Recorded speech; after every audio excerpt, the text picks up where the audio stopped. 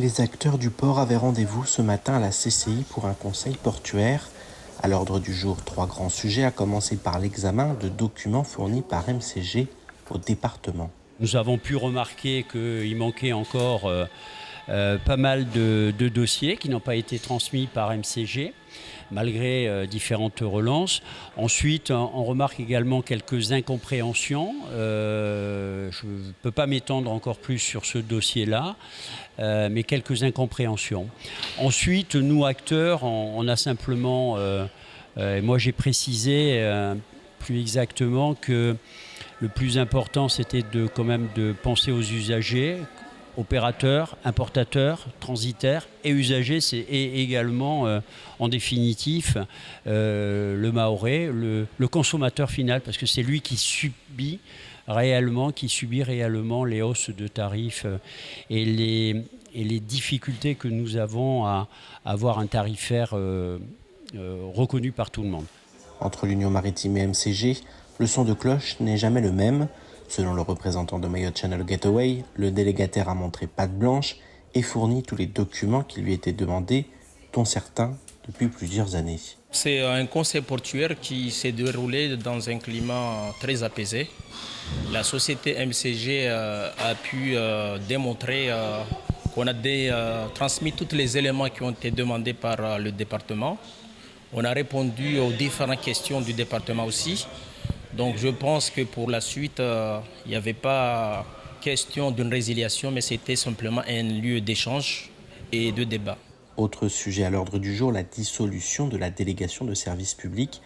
De quoi déclencher de vifs débats, même si seul le président du conseil départemental est à même de prendre cette décision.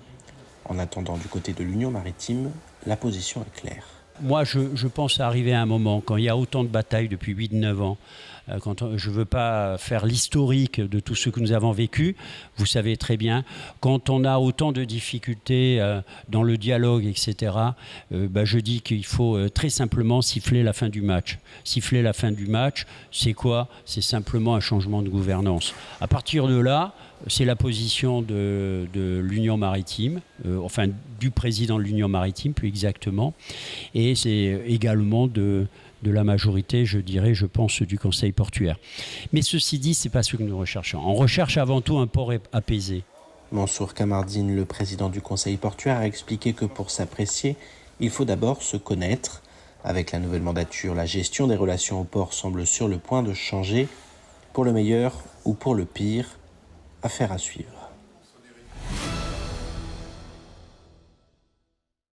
J'avoue avoir été particulièrement surpris par la posture, par la gestuelle et les messages non dits d'Emmanuel Macron vis-à-vis de Marine. Peut-être qu'elle a été dominée, c'est peut-être possible, mais moi j'ai eu le sentiment qu'elle a déroulé tout son programme, qu'elle est revenue sur tous les points, elle a pris le temps de dire ce qu'elle pensait sur chacun des points, et ça a démontré tout simplement qu'il y avait vraiment 2 projets différents, 2 visions de France différentes, et donc finalement les électeurs de dimanche auront la possibilité de se dire soit on continue tel que les choses se passent actuellement, parce que ce sera comme ça avec Emmanuel Macron, ou soit nous allons vers une rupture et un changement de cap que propose Marine Le Pen. Vous savez, quand on commence à parler d'arrogance, de posture, c'est que sur le fond, il n'y a pas grand-chose à dire. Emmanuel Macron, durant ce débat, a lui aussi déroulé son programme, a mis Marine Le Pen devant ses contradictions, notamment par rapport à ses relations à l'international, notamment par rapport à l'Europe, notamment par rapport à la crise de Covid, des crises et des moments au cours desquels Emmanuel Macron était aux responsabilités. Vous savez, moi qui ai eu l'occasion de discuter avec lui de près, Emmanuel Macron n'est pas arrogant. La CSSM a un nouveau président. Le Conseil de la Caisse de sécurité sociale de Mayotte s'est réuni hier pour installer ses 25 nouveaux conseillers. Nourdine Dahalani a été élu président pour les 4 prochaines années. Il succède à Salim Naouda, président depuis 2012.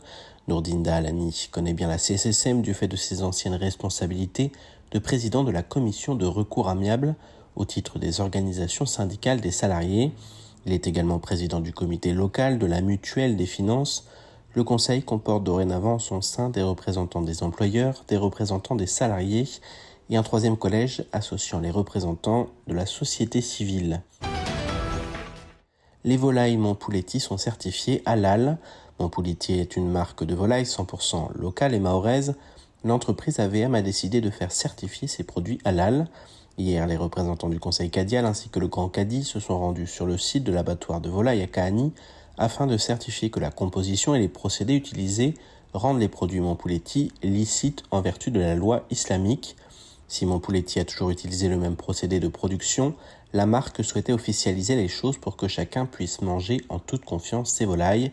Nous remercions chaleureusement le conseil cadial et le grand cadi de Mayotte pour leur regard avisé. Sans eux, nous n'aurions pas pu valider cette certification localement, a confié Ladine Harouna, le président d'AVM. Une permanence mensuelle du RSMA s'installe à Koungou. La ville a décidé de mettre en place un partenariat avec le régiment du service militaire adapté de Mayotte. Selon la municipalité, cette collaboration s'inscrit dans sa volonté de faciliter l'insertion professionnelle des jeunes de la ville et à tous ceux éloignés de l'emploi de façon globale.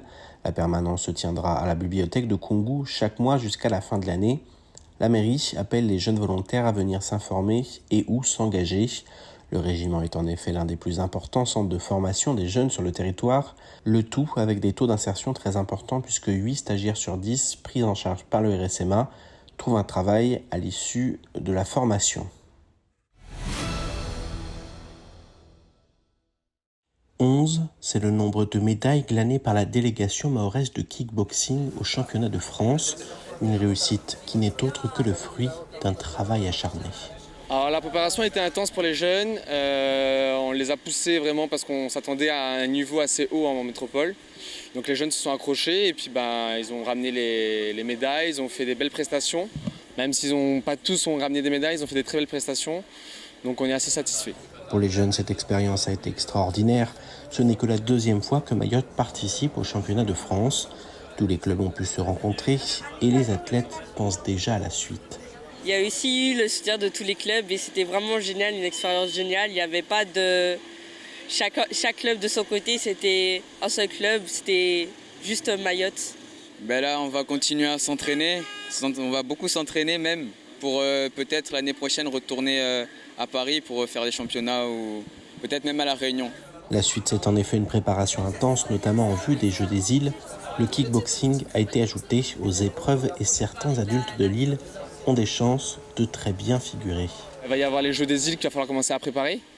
Et puis les futurs championnats de Mayotte et championnats de France de l'année prochaine. Là, ça a permis aux jeunes de voir un peu ce qui leur attendait.